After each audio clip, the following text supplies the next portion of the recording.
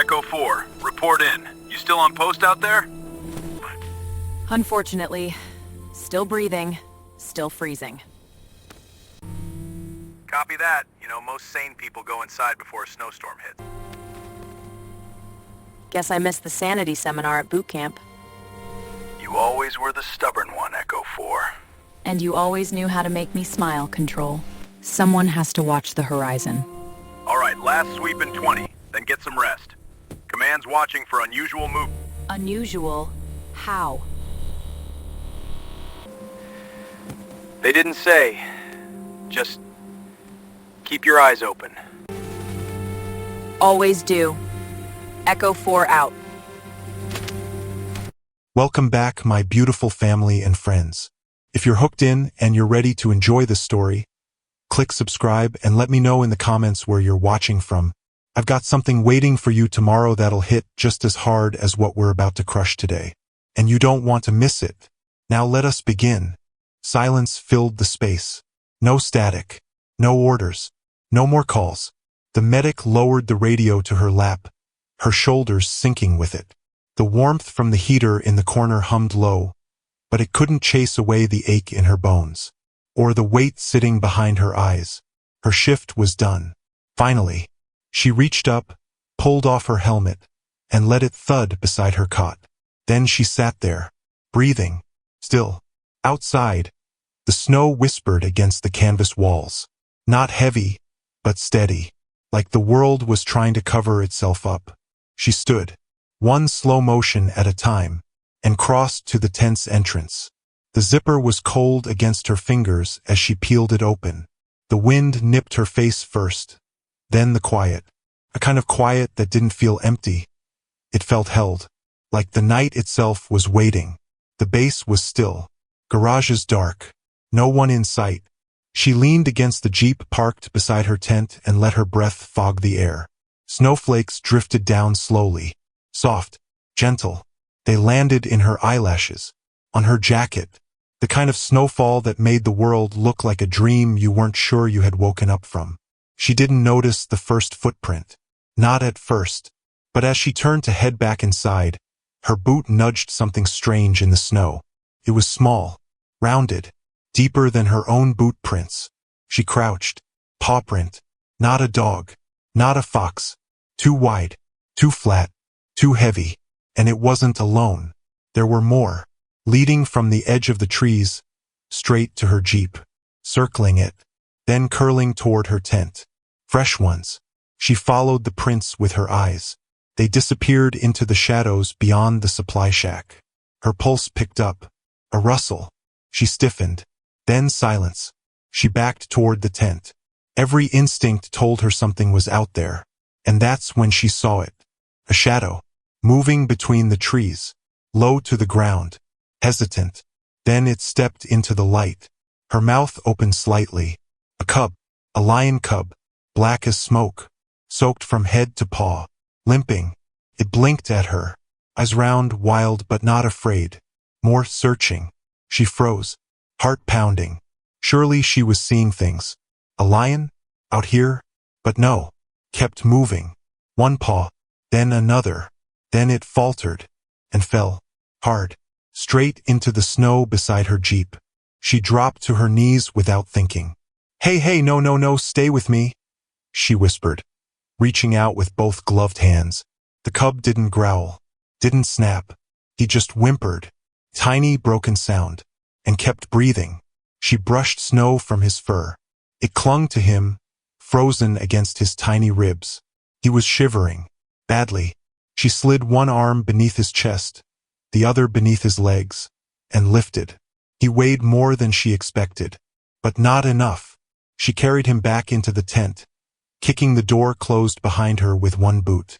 Inside, she grabbed her spare blankets, rolled them into a nest, and laid him down gently. She unzipped her jacket and wrapped it around his back. Her hands moved quickly, practiced. Years of triage and trauma made her fast, efficient. But her face said something else. She was scared, not of the cub, but of what this all meant. Where had he come from? Why was he alone? And why did he look straight at her?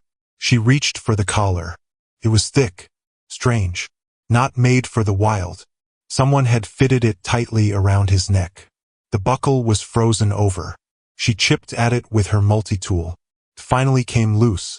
That's when she saw it, tucked just under the strap.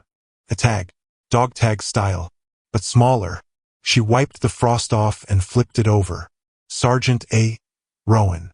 ID 847-920-44. Status: deceased. Her breath caught. Rowan? He was listed Kia 6 months ago. No body recovered. Just gone. Northern Recon Mission. She remembered the debrief. Quiet. Redacted. No questions. And yet, his tag. On a lion cub. She dropped to her knees again. What the hell? The cub twitched. His paw jerked, brushing her wrist. It was rough, too rough. Like it had seen battle. She grabbed her penlight and turned it on. Scars. Old ones. Small ones. Then a fresh one. A surgical line down his hind leg. Ditches. Clean. Recent. She swallowed hard. This cub hadn't been attacked by another animal. He'd been opened. Worked on. Someone had put him back together. She turned the collar in her hands, now half melted from the heat of the tent. Then she felt it. A bulge near the buckle. Not part of the design. She pressed it. Click. A hidden compartment popped open. Inside, wrapped in dark waterproof film, was a chip. A data drive, marked with a single red X. Her heart dropped. This wasn't a rescue. This was a delivery. She reached for her comm tablet, but paused. No, this wasn't the kind of thing you reported. Not yet. She sat back, eyes never leaving the cub. He curled tighter into the blankets. The jacket still draped over him like a second skin. His breathing evened, but his ears twitched. Even in sleep, he was listening, watching.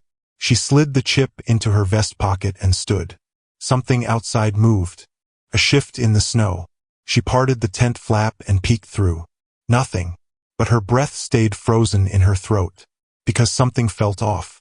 The silence was too full, too waiting. Her eyes drifted back to the cub. He hadn't wandered.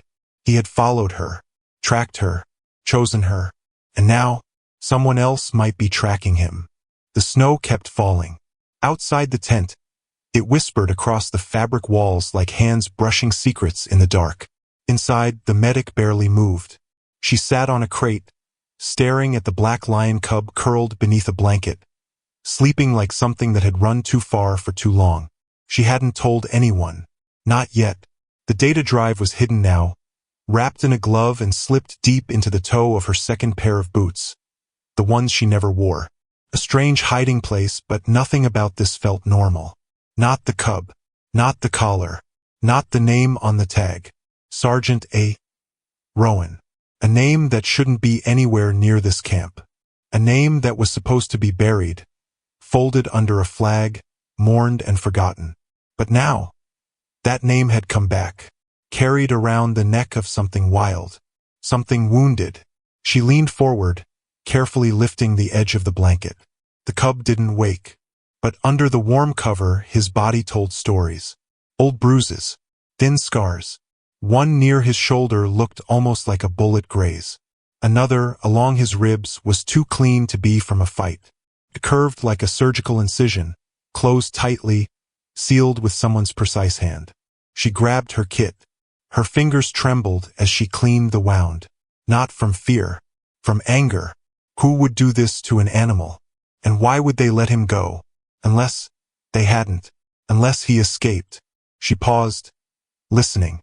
The wind outside moaned low, and distant boots crunched in the snow. Regular patrol. Not near. Not yet. She exhaled, then whispered to the cub. I don't know who you are, little guy, but somebody used you for something. The cub shifted. His tail thudded weakly against the floor. Still asleep. Still healing. Still dangerous. Because he carried something. And that something had her name tangled in it now. Later that morning, she made her way toward the mess hall. She kept her shoulders relaxed, her face neutral. Her boots were clean. Her voice, when she greeted people, was the same it always had been, short, polite, no nonsense. But inside, her thoughts were shaking.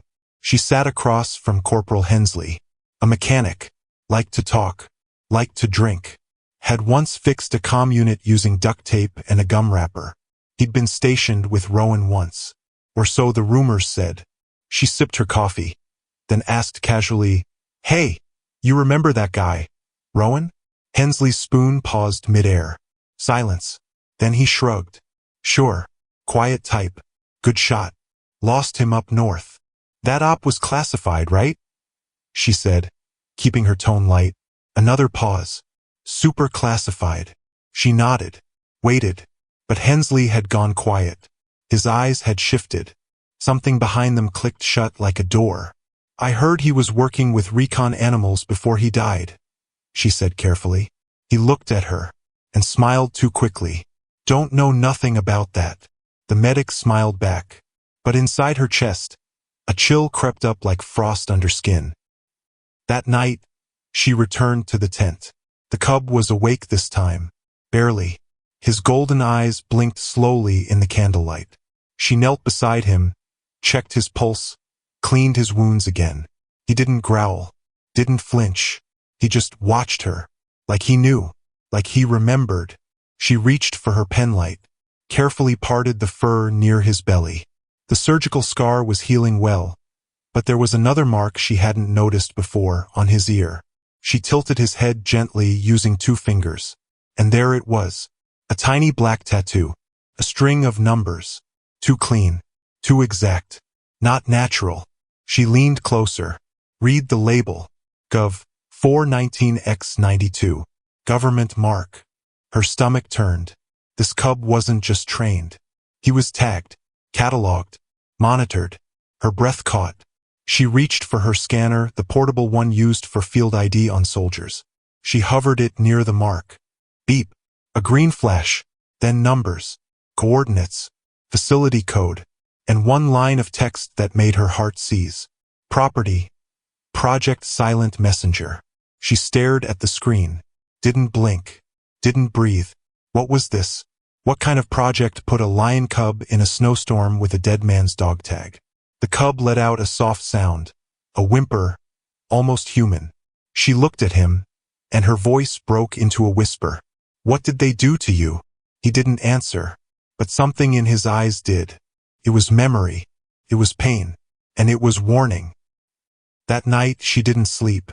She sat with her back to the tent wall, watching the entrance flap, the candle flickering low. The cub lay still, but his breath was steady now. He was healing. She wasn't sure she was, because whatever had been started wasn't over. She knew now, this wasn't about rescue. This wasn't about coincidence. This was about design. He was sent here, or maybe he escaped here. Either way, they would come looking, and she had less time than she thought, because by morning, the sky outside the tent wasn't just filled with snow. It was filled with the sound of helicopter blades far in the distance, heading toward her base. The next morning arrived quietly, too quietly. No briefing calls, no radio check-ins, no distant drills in the yard. Only the wind, slipping across the camp like a thief, curling under tents and whispering beneath doors. The medic stepped outside with her hood pulled low. The snow had slowed, but the sky still hung heavy, thick with silence. She didn't like it. The air had changed, and not because of the weather. She walked toward the mess hall, slow, normal, pretending everything was fine. But when she passed her tent from the other side of the camp, she froze. The flap was open, only halfway, just enough. Her boots crunched into the snow as she turned. A single soldier stood nearby, facing away. Too still. She walked faster. Inside the tent, her breath caught. Everything had been touched. Her cot was shifted. Her medical kit unzipped. Her rations moved. Even the blanket that had been wrapped around the cub was missing. But he wasn't. He was gone. Her heart kicked into her throat. Then she heard it. Growling. Soft, low, dangerous. She turned fast, and found him crouched behind the supply rack.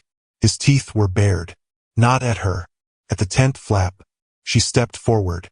Slowly. Her voice gentle. Hey, it's just me. The growl stopped. He blinked, then limped forward and pressed against her leg. Her fingers slipped under his collar. The data drive was still there, taped beneath the leather. Safe. But they'd looked. They were watching. She knelt, kissed the cub's ear, and whispered, "We don't have time." She left the tent 15 minutes later with a medical bag strapped to her back and the cub hidden beneath a padded blanket crate. She walked toward the motor pool. Everything felt wrong. No laughter, no footsteps, no chatter through the radio, dead air. She reached the Jeep, unlocked it, and that's when she saw it. A small, black dot tucked into the snow beneath the chassis. Blinking, she crouched, pretended to tie her boot. Her fingers brushed it gently. A tracker. Military issue. Compact. Embedded signal beacon. Someone had tagged her vehicle, which meant someone was waiting to see where she went next. She kept her face blank as she stood, lifted the crate, and placed it in the back of the Jeep like it was just supplies. Her hands were sweating through her gloves. She drove out toward the southern watch line, a routine patrol route she'd used before. At the halfway mark, she pulled into a dip in the trees and parked. Then she tore the tracker off and flung it into a passing convoy headed the other way. Let them follow that. By the time she returned to base, night had begun to fall. The cub was restless. He paced inside the locked tent, sniffing the corners, ears twitching with every footstep outside. She was scared now, not for herself, but for him, because someone wanted him found, and someone wanted her quiet. She lit a small candle, unzipped her bag, pulled out a packet of freeze-dried rations, and paused. There was something inside her bag, something that hadn't been there before, a folded piece of paper. She pulled it out slowly, unfolded it with shaking hands. A note, handwritten. "You're not the first medic to find him. M." She stared at the words. Her pulse raced. Who was M? And what did they mean? Not the first. She looked at the cub. He had curled into a corner now, but he was watching her. Always watching, like he could hear her thoughts, like he'd seen more than he should have. And suddenly she remembered the surgical scars, the tracking mark, the name on the tag. Rowan. Could M have known him, or been part of it? Her hand trembled. She lit the edge of the note with the candle flame and watched it burn into black flakes. Then she swept the ashes into a bottle and sealed it shut. No evidence, just more questions. She sat beside the cub and pulled him close. His heartbeat thumped fast beneath his fur. "We're not safe," she whispered. Outside, the night howled again. Not wind, not wolves, but rotors, circling, waiting, hunting. And somewhere in the sky, someone was counting down. It started with a flash of light in her dreams. Then a face. Not hers. A man's. Tan uniform. Blood on his collar. Eyes screaming for help, but the mouth wouldn't move. Then came the growl. Not from him, but from something behind him. She woke up, breathless, to silence. The black lion cub was curled beside her cot, chest rising slow. Snow tapped at the canvas walls of the tent like fingers trying to whisper secrets through fabric. She sat up. Something wasn't right. The dream was too detailed, too real. And in that dream, she had seen the name again. Corporal Isaac Haynes. The same name etched into the military tag that had been hidden in the lion cub's collar. She pulled on her jacket and walked outside. The wind slapped her cheeks.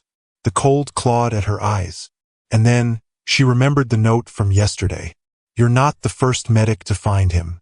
There was a set of coordinates scribbled under the words. She had memorized them, a habit from fieldwork. You don't keep that kind of note in your pocket. Not when someone has already planted a tracker under your Jeep. She turned toward the snow-dusted hills beyond the fence, and she walked. For hours later, her boots crunched through untouched snow. Her face burned from wind, but she didn't stop. The cub followed her, silent, determined, like he remembered too. She stopped at the coordinates, just as her GPS flickered and died. All she saw were trees and snow, no buildings, no roads, but she knew better than to trust what the surface showed. She scanned the terrain. Her breath formed clouds in the frozen air. And then, there it was, barely visible, a ripple in the snowbank, the kind that didn't come from wind. It looked too flat, too wide. She stepped closer. The cub tensed behind her. Her gloved hand brushed snow aside. Steel, rusting metal, a hatch. She dropped to her knees, brushing more furiously now. The ice fought her, but the truth underneath was fighting harder. Fingers numb, she found the handle. It didn't move, frozen shut. She stepped back and scanned the area. There, broken off from a nearby tree, an old fence post jagged at one end. She jammed it into the edge of the hatch. Metal screamed against metal. She didn't stop. The cub whimpered. She shoved harder. And finally, with a crack that echoed through the hills, it opened. A gust of air rushed out. Rotting paper, old chemicals, cold death. She clicked on her flashlight and pointed it into the darkness. Steps. Down. Her heart beat faster. Her breath felt too loud. She turned to the cub. "I won't ask you to come," she whispered. He stepped forward anyway. Inside, the tunnel walls were lined with peeling paint. Fluorescent lights, dead for years, hung crooked from the ceiling. Dust choked the air. And beneath it, something else. Sterile, artificial, like a hospital that had been swallowed by time. She moved down the corridor slowly. Every step echoed. Then she saw it. A row of cages. Empty, except one. Inside was a skeleton. Animal. But the skull was shaped wrong. Her stomach twisted. She turned. A desk. Files scattered. Broken screens. She brushed off the dust. There, on the desk, a file folder. Her name, in bold black letters. Martinez. Lena. Phase 2 observation. Her blood ran cold. Inside were photos. Of her. On base. In the clinic. Even one from last week. Someone had been watching her for months. There was another file next to it. Labeled, Haynes, Isaac, terminated. She opened it. Inside were medical reports. Transcripts. A letter. Handwritten. She read slowly. The voice in her head trembling with every word. They don't know what they're doing. These aren't animals anymore. They understand. They feel. They remember. I told them it was going too far. Now they're erasing everything. If you find this, please tell someone. Please. Haynes. Tears blurred her vision. She remembered the look in the cub's eyes. That wasn't instinct. That wasn't training. That was memory. That was pain.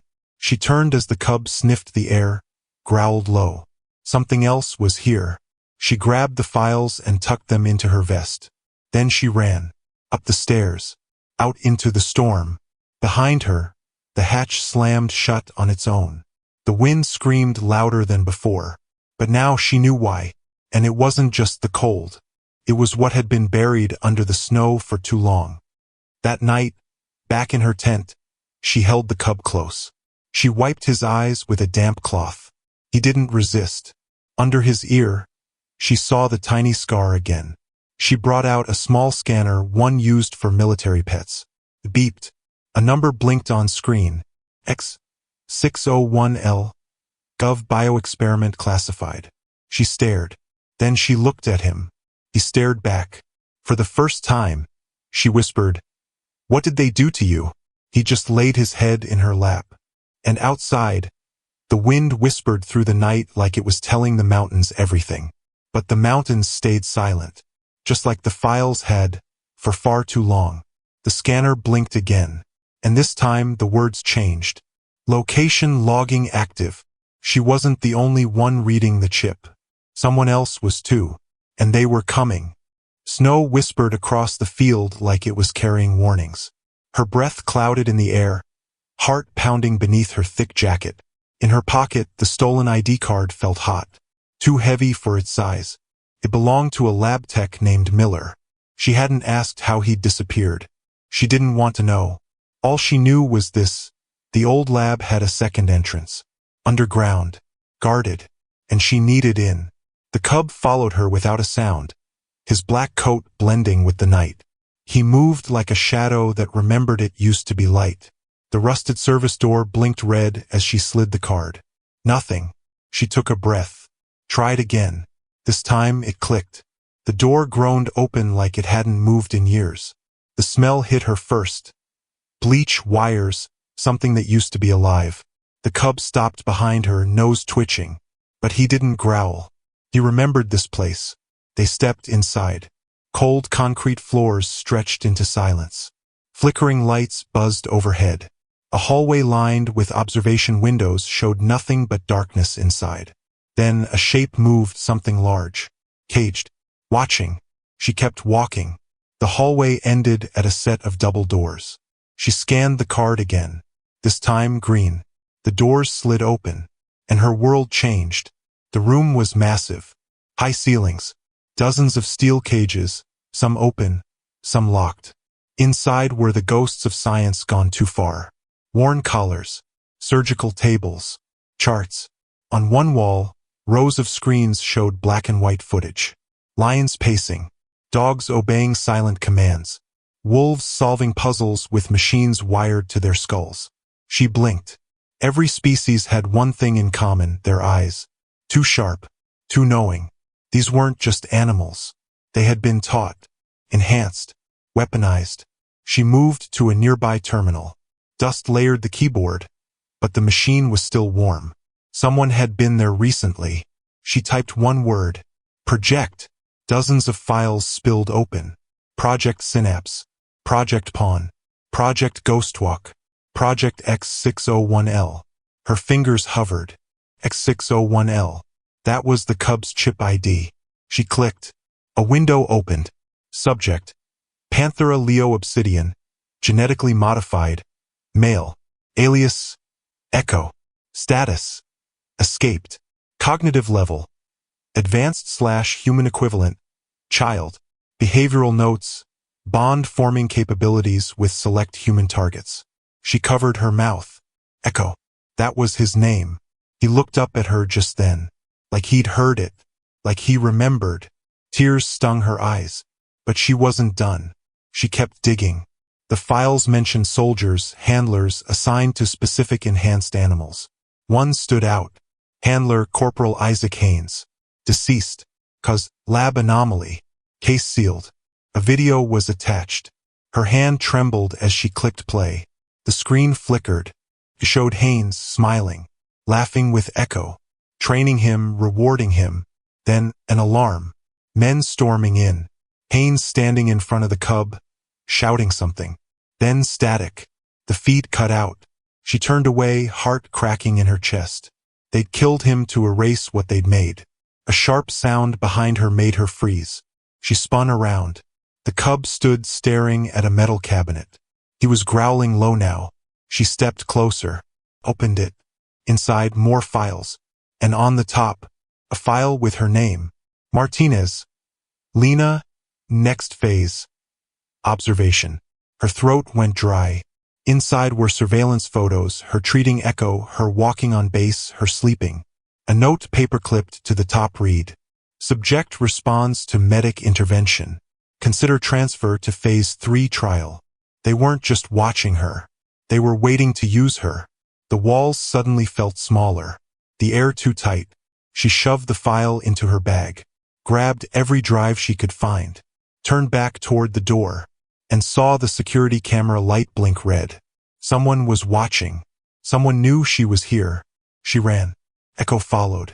Behind them, the screens flickered again. A new video starting on loop. A voice. Recorded.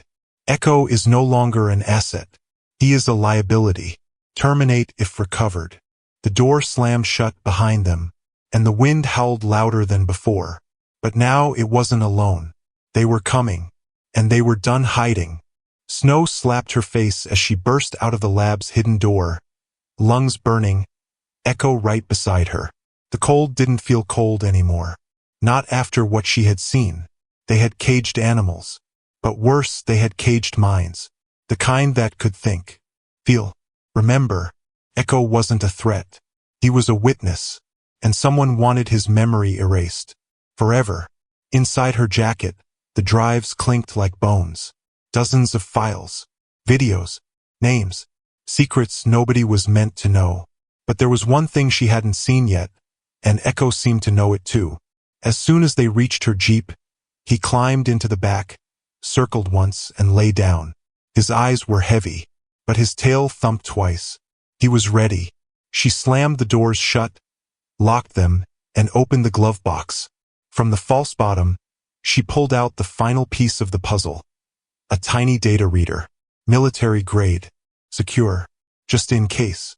She inserted the chip marked EX601L. The screen lit up. There was no password. Just one folder. For him. Her hands trembled as she clicked. A video file loaded. Black screen. Audio first. Footsteps crunching snow. Men speaking low, muffled. Then, he wasn't supposed to talk to command. They already know. Doesn't matter. Terminate and retrieve the asset. No witnesses. Video kicked in. The footage was shaky, clearly from a chest cam. The angle was low, like a GoPro on a collar. It was Echo's perspective. She saw a soldier, Corporal Isaac Haynes, holding up a comm device, panicked. His voice sharp.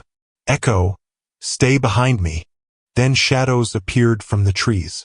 3 men, all armed. No insignias. Isaac stepped forward. You're out of bounds. This is my op now. One of them raised a gun. No, it's over. Gunfire. Isaac dropped. Echo screamed. A sound that didn't sound like an animal. It sounded human. Then snow. Blood. A hand reaching toward the lens. Then darkness. Lena sat frozen. She couldn't breathe. Her throat was closed. Her fingers numb. Not from cold, from shock. They killed him. And Echo had carried the proof all this way. That's why the collar was tight. It wasn't a collar. It was a vault of truth. She clicked, transfer. The footage began uploading to a private satellite relay.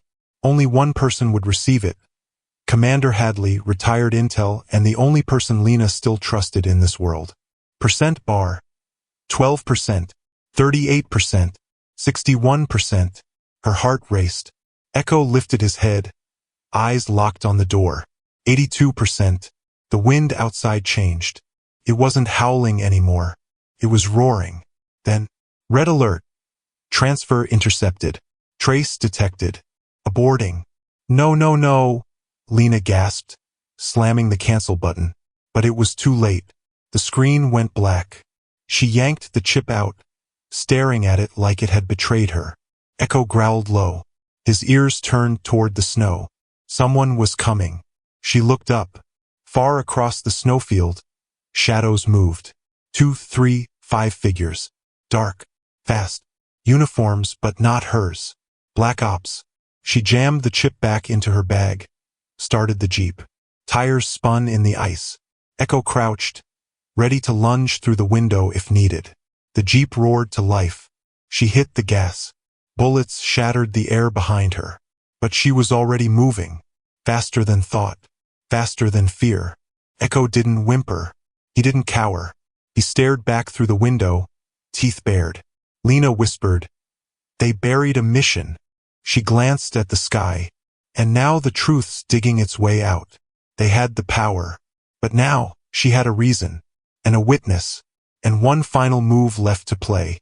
The base sirens cut through the sky like a scream. All units. All watchtowers. All gates. Locked. The red lights blinked like heartbeats on every rooftop. Floodlights poured over the snow. Soldiers scrambled from barracks, weapons drawn. Orders buzzed through radios and boots stomped like thunder across the frozen compound. Somewhere in the chaos, a single line repeated like a drumbeat. Bring her in alive. Lena knew what that meant. Alive didn't mean safe. It meant questioned, silenced, buried under papers that would never see daylight. Her jeep skidded across a narrow trail past the old comms tower. Ice cracked beneath the wheels. In the back seat, Echo stayed low, alert, his eyes never blinking.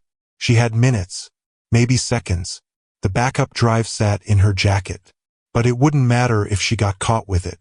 She couldn't send it. Not anymore. So she had to hide it. For now. She veered off-road, bouncing through snowbanks and between ghostly trees. Her headlights flickered, catching shapes that weren't there.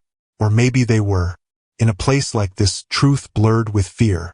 She reached the ravine, the one they used for old vehicle scrap. It was deep, cold, forgotten, perfect. Lena stopped the jeep, jumped out, boots crunching the ice.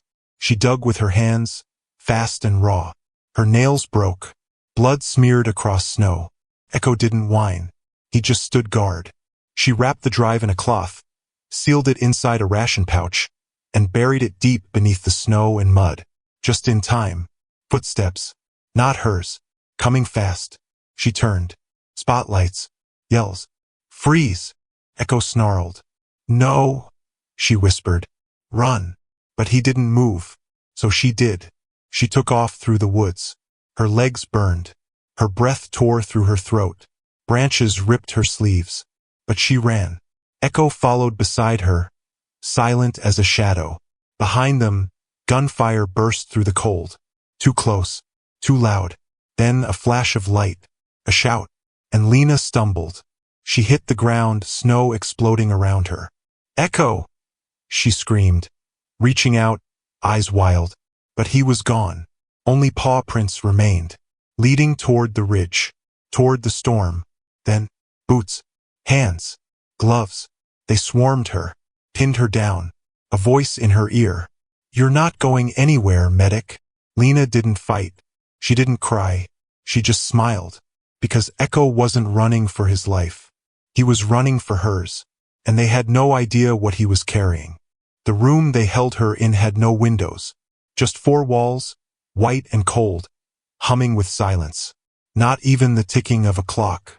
Only the sound of her own heartbeat, stubborn and steady. She hadn't spoken in hours. They had taken her uniform, her tags, her voice, but they hadn't taken her truth. It was already out there, somewhere in the snow, running on four legs. She sat at the steel table, hands folded, eyes fixed on the door. They had tried shouting, threatening, laughing, asking gently, promising her protection. But Lena said nothing, not until she heard the sound that changed everything. A knock, then boots, then, turn on the news. The officer who entered didn't sit. He didn't need to. He placed a small monitor in front of her, hit a button, and stepped back like the screen might explode. And in a way, it did. The footage lit up. Static. Then shaky movement. A heavy camera strapped to a collar. And the view of a jungle base half hidden in the trees. Soldiers without name tags. Civilians dragged from huts. Screams without sound. Muzzles flashing. Blood in the dirt. The timestamp was from 3 months ago. It was the footage Echo had carried.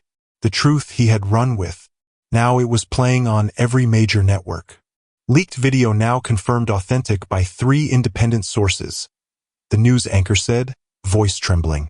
The Pentagon has declined to comment, but insiders say a classified program involving animal intelligence was quietly disbanded early this morning. Lena stared. She didn't blink. Because this wasn't just exposure. It was justice. Quiet. Brutal. Beautiful. The door behind her opened again. Another man. Different uniform. Softer face. He carried a paper. Folded. Signed. You're being honorably discharged, he said gently. Effective immediately. She looked up at him. I'm not broken, she whispered. I know, he replied. But your silence saved lives. She stood slowly. Her knees ached. Her throat was dry. But she walked out of that room taller than when she entered. They flew her out 2 days later. No ceremony. No medals. Just a ride. Quiet seat. A bag that wasn't hers. The transport touched down in a snow-covered town far from base. A safe location, they called it. Fresh start. She didn't argue. The apartment was small. Clean. Quiet. The kind of quiet that made your ears ring. She dropped her bag on the bed, took off her jacket, and opened the window. Cold air rushed in. It smelled like pine, like salt, like the storm had followed her here. Then she saw it. A box, wrapped in brown paper. No postage, no name, just sitting on the windowsill. She froze. Her pulse stuttered. Slowly, she reached for it. The paper crinkled in her hands. She peeled it back. Inside, a single cloth, white, and on it, a black paw print, pressed perfectly in the center. Still wet, still cold, like it had just been made. Lena held her breath. Snow began to fall.